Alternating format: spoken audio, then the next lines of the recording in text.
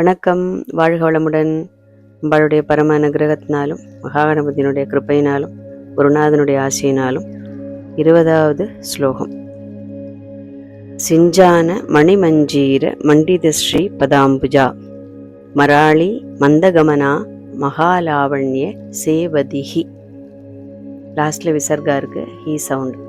சிஞ்சானமணி மஞ்சீர மண்டித ஸ்ரீ பதாம்புஜா அப்படிங்கிறது ஒரே நாமா, மராளி மந்தகமனா ஒரு நாமா, மகாலாவண்ய சேவதிஹி ஒரு நாமா.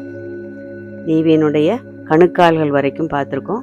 அந்த கணுக்கால்களில் மனோகரமான அந்த மனத்திற்கு ஹிதத்தை கொடுக்கக்கூடிய, சப்தத்தை கொடுக்கக்கூடிய அழகான ரத்ன பரல்களினால் அமைந்த கொலுசு ஒலிக்க சப்திக்க நடந்து வருபவள்.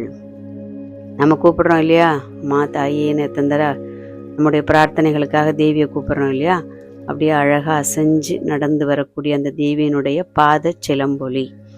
சிஞ்சான மணி மஞ்சீர மண்டித ஸ்ரீ பதாம்புஜா. யாக குண்டத்திலேருந்து தேவி தேவர்கள் முன்னாடி அப்படி தோன்றி நடந்து வரும்போது அந்த சிலம்புடைய ஒலி, அந்த கொலுசனுடைய ஒலி, அந்த திருவடிகளில் அந்த ஒலி தான் அவர்களுடைய மனதில் என்ன கொடுத்துதான், அவர்களுக்கு ஒரு நிம்மதியை கொடுத்தது. இனிமேல் நமக்கு எந்த ஒரு பிரச்சனையும் இல்லை, தேவி வந்துட்டா இனிமேல் பார்த்துப்பா அப்படிங்கிற அந்த ஒரு தன்னம்பிக்கையை ஊட்டக்கூடிய ஒளியாக அமைந்திருந்தது அப்படின்னு சொல்லக்கூடியது.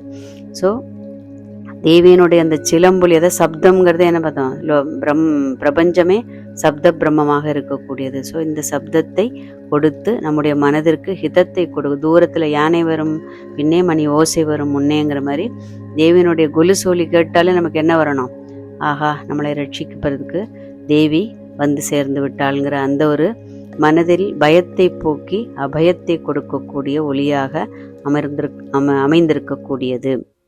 மராளி மந்தகமனா, பெண் ஹம்சம் போன்ற அழகான மிருதுவான லாவண்யமான அந்த நடையை உடையவள். தேவி நடந்து வர்றது எப்படி இருக்கான், ரொம்ப கம்பீரமா, ரொம்ப மிருதுவா, கம்பீரமான தொம் தொம் தொம் நடந்த பூமி அதிர நடக்கக்கூடாதுன்னு சாஸ்திரங்கள் சொல்கின்றது இல்லையா. அதுபோல தேவி அதற்கு அவள் முன்னுதாரணமாக இருக்கக்கூடியவள். அப்போ அழகான மிருதுவான நடத்தத்தை உடையவள். அந்த நடை, அதை பார்த்து ஹம்சங்கள்லாம் நடைபழகமா. இந்த ஃபேஷன் ஷோலாம் நடந்துன்னா அந்த குழந்தைகள்லாம் அதை பார்த்து ஒரு ஒரு கோமாளித்தனம் பண்ணுமே, அது மாதிரி இந்த பெண் அதாவது ஹம்சங்களே அவளை பார்த்து நடை பழகக்கூடிய அந்த அழகான நடையை உடையவள்.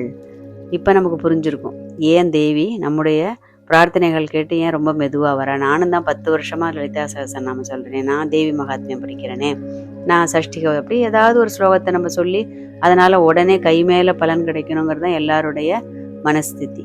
அப்போ ஏன் தேவி வரமாட்டேங்கிறா அப்படின்னா, தேவி மெல்ல நடப்பவள், ரொம்பவும் மிருதுவாக நடப்பவள். அவளுக்கு எந்த விதமான, இந்த காலத்து பாஷையில் சொன்னோம்னா, டென்ஷன் கிடையாது, ஆங்ஸைட்டி கிடையாது, டிப்ரெஷன் கிடையாது, பதற்றம் எதுக்கும் கிடையாது, படபடபடபடான்னு செய்யக்கூடியது. ஏன்னா எல்லாமே தீர்மானிக்கப்பட்டது. எதுவும் இப்போ நான் அங்கே ஃபாஸ்ட்டாக போய் அவசரமாக போய் நின்று என் பக்தர் முன்னாடி நிற்கிறதுனால எதுவும் மாறப்போவது இல்லை. எல்லாம் தீர்மானிக்கப்பட்டது, அதனுடைய வழியில் அதனுடைய நேரத்தில் நடந்தே இருக்கும் அப்படிங்கிற அந்த ஒரு இதில் விசுவாசம் கொண்டவள். அதனால் அவளுக்கு என்னவா, எந்த விதமான படபடப்பும் இல்லாமல். இப்போ நாம் குழந்தைகளுக்கு பரீட்சைன்னா யாருக்கு இப்போ டென்ஷன் ஜாஸ்தி இருக்குது, அம்மாக்கும் அப்பாக்கும். ரிசல்ட் வருதுன்னா பசங்களோட யாருக்கு டென்ஷன் ஜாஸ்தி இருக்குது, அம்மாக்கும் அப்பாக்கும். அப்படி ஒவ்வொரு சின்ன சின்ன காரியங்களாக நினைத்து நமக்கு இருக்கக்கூடியது போல் தேவிக்கு இந்த பிரபஞ்சத்தையே படைத்தும் காத்தும் அழித்தும் திரோதானம் செய்தும் அனுகிரகம் செய்தும் நடத்தக்கூடிய தேவிக்கு எந்த விதமான பரபரப்பும் கிடையாது, டென்ஷன் கிடையாது, ஆங்ஸைட்டி கிடையாது. ரொம்ப மெதுவாக, அப்படின்னா எதற்கும் அலட்டி கொள்ளாத, அந்த தீர்மானிக்கப்பட்டது அதுபோல நடக்கும் அப்படிங்கிறதுல நம்பிக்கை கொண்ட அந்த தேவி மிகவும் மிருதுவாக அழகாக நடந்து வருபவள். இதுவரைக்கும் தேவியினுடைய சக்தி கூடம், இடுப்புக்கு கீழ் உள்ள பகுதியை பற்றி இருக்கக்கூடிய வர்ணனை. மகாலாவண்ய சேவதிஹி, தேவியினுடைய லாவண்யம் எப்பேற்பட்டது, பியூட்டிஃபுல்னு சொல்கிறோமே, அந்த பியூட்டிஃபுல்லுக்கெலாம் ஒரு 100 டைம்ஸ் இது எது பியூட்டிஃபுல்லாக இருக்குமோ அதுதான் தேவியோடைய அழகு. ஏன்னா அவளுடைய பேரே என்னன்னு பார்க்குறோம், திரிபுர சுந்தரின்னு பார்க்குறோம். 3 லோகங்களிலும் அவளை மிஞ்சக்கூடிய அளவிற்கு அழகு இல்லாதவள். அதாவது ஜஸ்ட் ஒரு கம்பேர் பண்ணி சொல்லக்கூடிய அளவிற்கு கூட யாரையும் பக்கத்துல கூட கொண்டு வர முடியாது. அபிராம்பட்டர் சொல்வார், அழகுக்கு ஒருவரும் ஒவ்வாதவள்ளி, அவ பக்கத்துல கூட போய் நிற்க முடியாது. ராமகிருஷ்ண பரமஹம்சருடைய வாக்கு என்னன்னு கேட்டா, திரிபுர சுந்தரியை கண்ட கண்கள் வேறொன்றை காண்பதில்லை. அப்படின்னா என்ன? அதுக்கப்புறம் என்ன, கண்ணு போயிடுமானா, நிறைய இதில் அப்படிதான் வரும். அம்பாள் தரிசனம் கொடுத்தாச்சுன்னா அவர்களுக்கு கண்ணு போயிடணும். கண்ணு போகுங்கிற அர்த்தம் லிட்ரலி கண்ணு குருடாகுங்கிற அர்த்தம் கிடையாது. அந்த கண்களுக்கு வேறொன்றை காண பிடிக்காது. அவ்வளவுதான், போரும், பார்த்தாச்சு, இதுக்கு மேல எனக்கு எதுவும் வேண்டாம் அப்படிங்கிற அந்த நிலைமையை கொடுக்கக்கூடியதாக அவளுடைய திருக்காட்சி அமையும். அப்போ அப்பேற்பட்ட இந்த உலகத்துல எதெல்லாம் நம்ம அழகுங்கிறோமோ, ஒரு பூ பூக்கிறத பார்த்து அழகுங்கிறோம், ஒரு குழந்தையினுடைய சிரிப்பு அழகுங்கிறோம், அப்படி எதெல்லாம் நம்ம அழகுன்னு பார்க்குறோமோ அதை காட்டிலும் கோடி கோடி கோடி மடங்கு அழகு உடையவள், அழகின் பெட்டகமாக, அழகின் குவியலாக, ட்ரெஷர்னு சொல்றோம் இல்லையா, அதுபோல் இருக்கக்கூடியவள் மகாலாவண்ய சேவதிகி. 21வது ஸ்லோகம். சர்வாருணானவத்யாங்கி சர்வாபரணபூஷிதா சிவகாமேஸ்வராங்கஸ்தா சிவா ஸ்வா அதீனவல்லபா. சர்வ அருணா, சர்வ ருணாருணான்னு சொல்லக்கூடாது, சர்வாருணா அனவத்யாங்கி. சர்வாருணா ஒரு நாமா, அனவத்யாங்கிங்கிறது ஒரு நாமா, சர்வ ஆபரண பூஷிதா ஒரு நாமாவா வரும். சர்வ அருணா, தேவியினுடைய திருமேனி சிவப்பு நிறம், அவளுடைய வஸ்திரம் சிவப்பு நிறம், அவள் சூடிக்கொண்டிருக்கின்ற ஆபரணங்கள் சிவப்பு நிறம், அவள் சூடிக்கொண்டிருக்கின்ற பூக்கள் சிவப்பு நிறம், அக்னிகுண்டத்திலிருந்து வந்ததால் அவள் சிவப்பு நிறம். அப்படி எல்லாம் எல்லாம் எல்லாமாக, என சிருஷ்டியின் நிறம் சிவப்புன்னு பார்க்குறோம் இல்லையா, காருண்யத்தினுடைய நிறம் சிவப்பு. ஸோ அதனால் தேவி காருண்யவதியாக இருப்பதால் அவளுடைய எல்லாம் எல்லாம் சிவப்பு நிறத்தில் அமைந்தவள். அனவத்யாங்கி, அங்கங்கள் ஒரு குறைவும் இல்லாத உருவ அமைப்பை உடையவள். உடல்ல ஒரு பகுதியில கூட, ஏன்னா சாமுத்திரிகா லட்சணத்தில் எப்படியெல்லாம் ஒரு ஸ்திரீ இருக்க வேண்டும் என்று சொல்லப்பட்டிருக்கின்றதோ அதை காட்டிலும் அங்க லாவண்யம் உடையவள், ஒரு குறையும் இல்லாதவள். இப்ப நமக்கு தானே ஒரு குறையும் இல்லை அப்படின்னு நம்ம மனசுல உடனே ஒரு கேள்வி வரும். நமக்கு என்ன குறைவு இல்லாத அங்கங்களை, அதாவது கண்ணுக்கு தெரிகின்ற குறைவில்லாத அங்கங்கள் நாம நினைச்சாலும், ஒரு கண்ணுக்கு ஒரு கண் சின்னதா இருக்கும், ஒரு கைக்கு ஒரு கை சின்னதா இருக்கும். அப்படி நம்முடைய சரீரத்தில் இருக்கக்கூடிய அங்கங்கள் ஒன்றுக்கொன்று சற்று வித்தியாசம் உள்ளதாக இருக்கும். இங்க தேவியினுடைய அங்கங்கள் எல்லாமே குறைவில்லாதது அப்படிங்கிறது அது. ரகசியமா பார்த்தோம்னா நம்முடைய கண்கள், இப்போ கண்ணு பார்க்க தெரிஞ்சாலும் காது கேட்க தெரிஞ்சாலும் அதெல்லாம் ஒரு லிமிட்டட், ஒரு ஒரு ஒரு பர்டிகுலர் ஒரு இது வரைக்கும் தான், ஏரியா வரைக்கும் தான் நம்மளால பார்க்க முடியும். ஒரு பர்டிகுலர் அளவுக்கு தான் டெம்பரேச்சர் நம்மளால தாங்க முடியும். அது கோல்டாக இருந்தாலும் சரி, ஹாட்டாக இருந்தாலும் சரி. அதுபோல் ஒரு பர்டிகுலர் டெசிபல் தான் நம்ம காது சப்தத்தை ஏற்றுவோம். அதுக்கு மேலேனா காது அந்த சப்தத்தை கேட்க முடியாது. அப்படி எல்லாமே ஒரு குறிப்பிட்ட வரையறைக்குள் பட்டது நம்முடைய இந்திரியங்களும் நம்முடைய சரீர பிரகிருதியும்.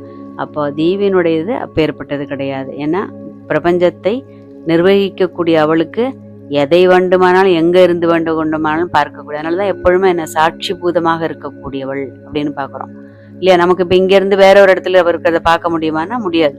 அப்ப அது போல தேவியினுடைய அந்த குறைவில்லாத அங்கங்கள், திவ்யமான அழகுடனுடைய அங்கங்களை உடையவள். சர்வ ஆபரண பூஷிதா, சமஸ்த ஆபரணங்களினாலும் அலங்கரிக்கப்பட்டவள்.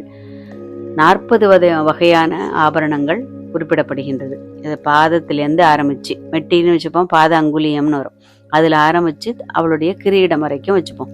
அது வரைக்கும் 40 விதமான ஆபரணங்களினால் அலங்கரிக்கப்பட்டவள். அலங்கார பிரியை தேவி. அதனால தான் ஒரு வாத்சல்ய பாவத்தோட நம்ம வீட்டில் இருக்கக்கூடிய தேவியை நம்ம எப்படி ஒரு குழந்தையாகவோ ஒரு குமரியாகவோ இல்லை ஒரு மாதிருஸ்வரூபத்தோடையோ அதை பார்த்து எப்படி நாம பார்த்து பார்த்து பார்த்து ட்ரெஸ் பண்ணிப்போமோ அந்த மாதிரி அதை நாம் அலங்கரிக்க வேண்டும். சர்வ ஆபரண பூஷிதா. சிவகாமேஸ்வர அங்கஸ்தா. சிவன் தேவியை திருமணம் செய்து கொள்வதற்காக காமேஸ்வரரா, ரொம்ப ஹேண்ட்ஸமா ஒரு அவதாரம் காமேஸ்வரன். தன்னுடைய இச்சைப்படி இருக்கக்கூடியவர். காமம்னா இச்சைங்கிற ஒரு அர்த்தம் இருக்கு.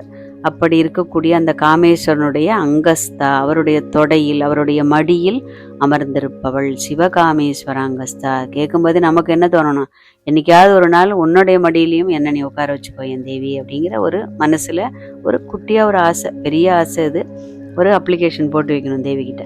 சிவகாமேஸ்வராங்கஸ்தா சிவா, புருஷரூபமாக சிவ, ஸ்ரீரூபமாக சிவா.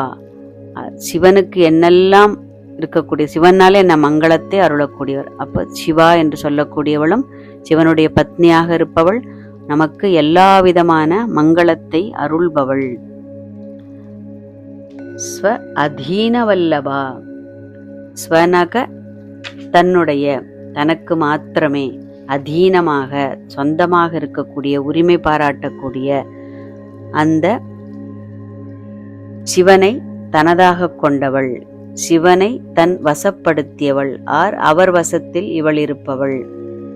ஸ்வ அதீனவல்லப, சிவனை சார்ந்து இருந்தாலும், சிவனுக்கு அடங்கி சிவனுக்கு கீழ் கட்டுப்பட்டு இருந்தாலும் அவள் அதீனமாக இருப்பவளும் அவள்தான், அன்பு மிகுந்தவளாக இருப்பவளும் அவள்தான்.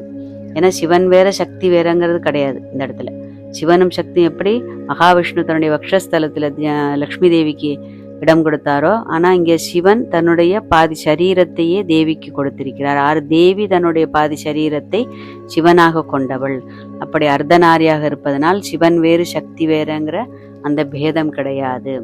இந்த மன நிம்மதி இல்லாம கருத்து வேறுபாடு காரணமாக பிரிந்திருக்கக்கூடிய கணவன் மனைவிமார்கள் இந்த ஒரு ஸ்லோகத்தை சொல்வதனால் அவர்களுக்குள் இருக்கக்கூடிய அந்த பந்தம், அந்த அந்யோன்யம், அந்த பாவம், வாத்சல்ய பாவம் நிறைய, அதாவது இழந்ததை திரும்ப பெறக்கூடிய அந்த வாத்சல்யம், அந்த பாசம், அன்பு, அதை பெறக்கூடிய அவர்கள் கூடி சேர்ந்து வாழக்கூடிய அந்த ஒரு பாக்கியத்தை தேவி கொடுப்பாள்.